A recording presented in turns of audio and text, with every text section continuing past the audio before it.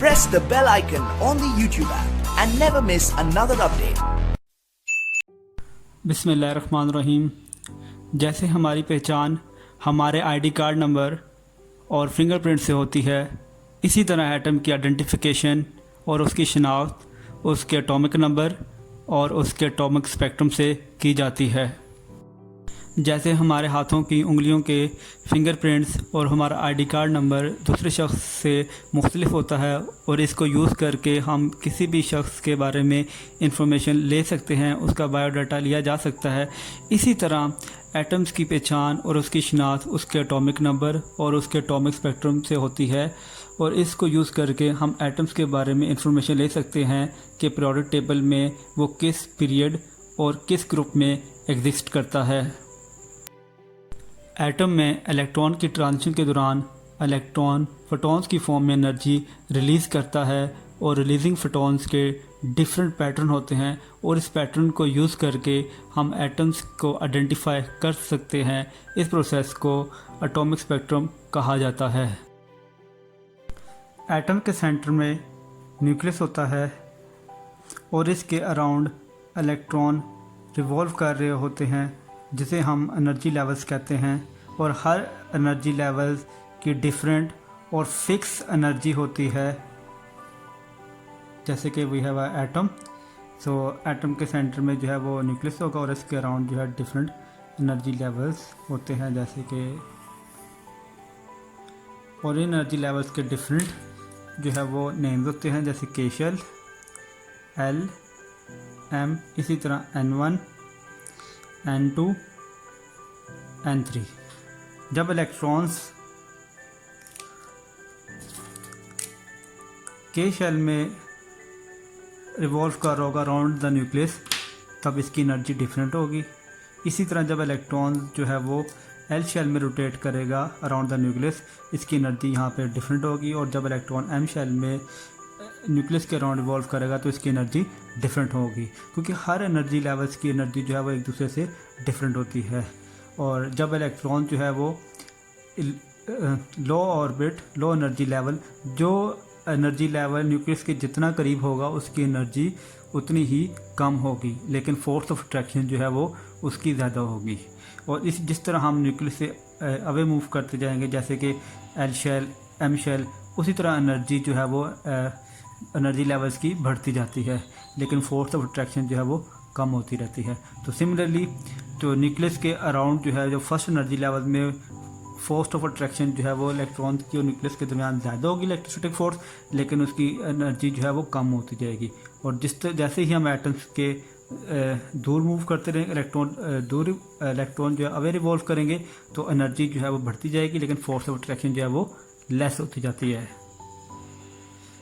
जब इलेक्ट्रॉन्स ने के से एल शेल में जंप करना है तो इसको एनर्जी गेन करनी पड़ेगी। उसकी रीज़न ये है कि जो एल शेल की एनर्जी जो है वो के शेल से ज़्यादा है, तो इस एटम को या हीट करना पड़ेगा या इलेक्ट्रिकली कोई एनर्जी जो है वो सप्लाई करनी पड़ेगी, तो जिससे एटम जो इलेक्ट्रॉन है वो एनर्जी गेन करेगा और ये जंप कर जाएगा टूवर्ड एल शेल।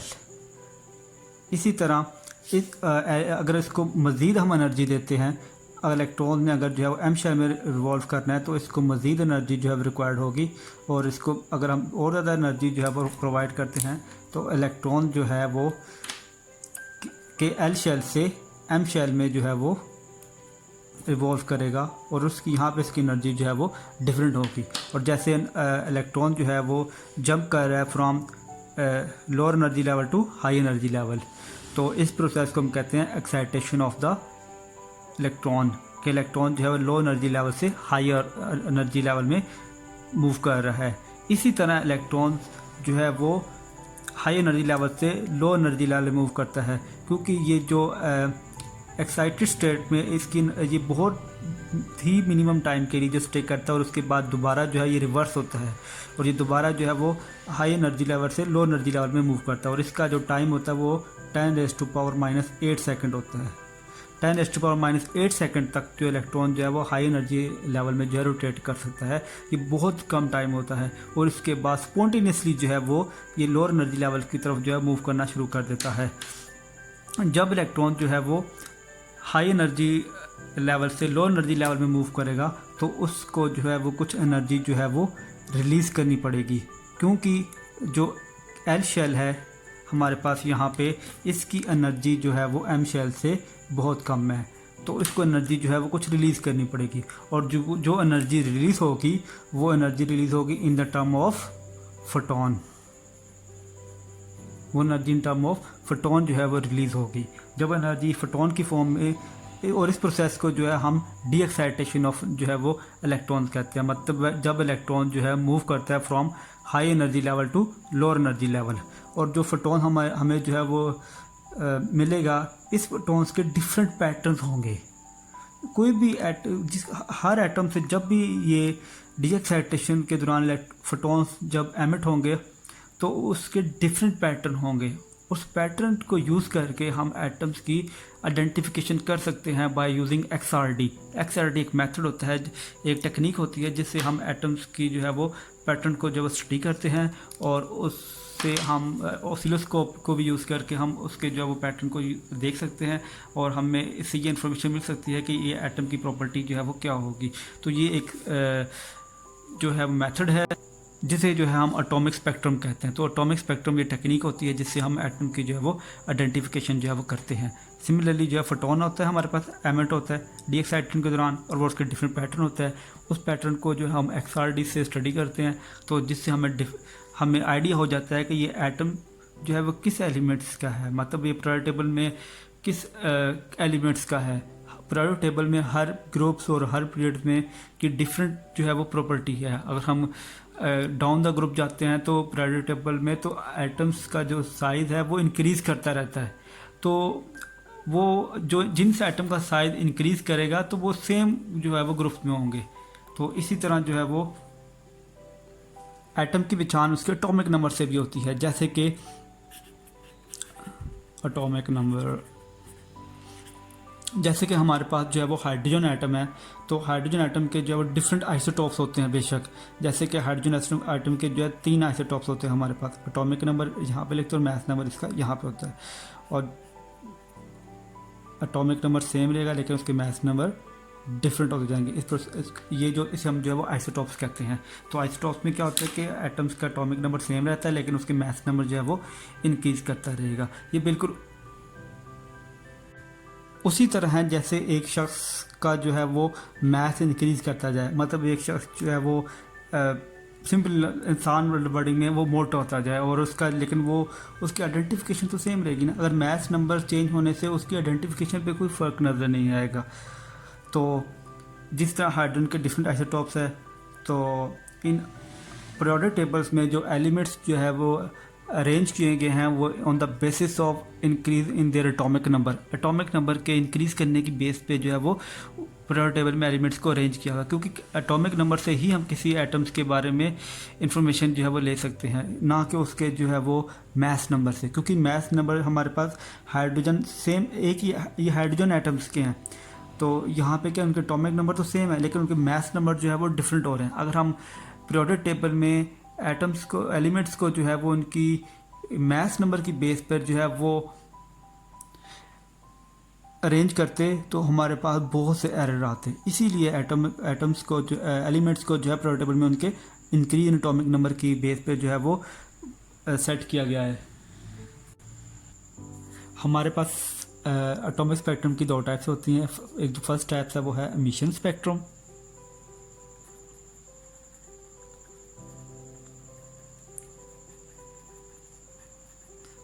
और जो सेकंड टाइप है वो हमारे पास ये absorption spectrum. Absorption spectrum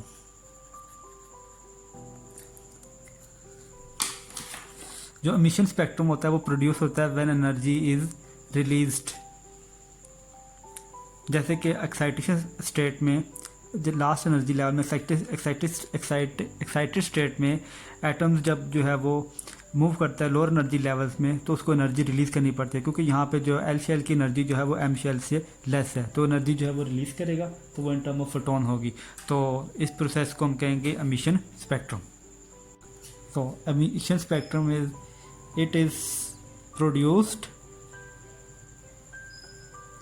when atom release energy.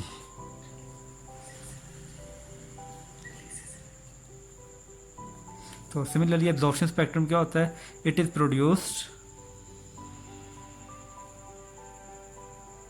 When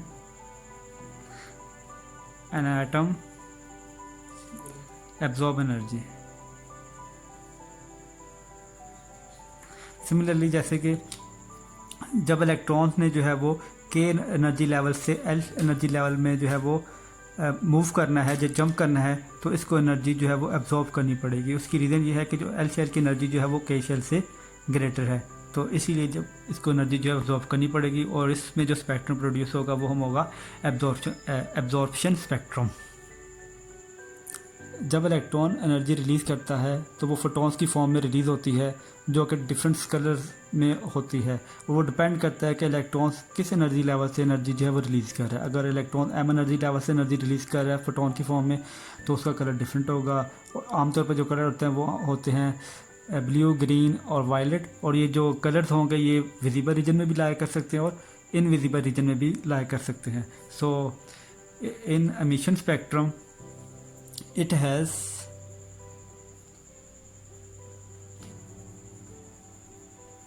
has different color line। लेकिन अगर हम इन केस ऑफ जो है वो एब्जॉर्प्शन स्पेक्ट्रम में देखते हैं तो यहाँ पे जो है वो सिर्फ जो है डार्क कलर लाइंस होती हैं। उसकी रीज़न ये होती है कि जो इलेक्ट्रॉन्स जो होता है वो जब लो एनर्जी लेवल से हाई एनर्जी लेवल्स में जब जंप करेगा तो उसको एनर्जी जो है एब्जॉर्ब करनी होती है। तो एनर्जी एब्जॉर्ब करने की वजह से जो है इसकी सिर्फ डार्क लाइंस होती हैं। So in absorption spectrum so it has dark colour lines in spectrum. उम्मीद है कि ये टॉपिक आपको अच्छे से समझ आया होगा, और अगर आपको इस टॉपिक के मतलब कोई भी कन्फ्यूजन है तो आप कमेंट सेक्शन में कमेंट्स कर सकते हैं। और ऐसी मज़ीद वीडियोस के लिए जो है वो हमारा चैनल लाइक और सब्सक्राइब करें और अपना ख्याल रखें। अल्लाह हाफिज़, बाय बाय।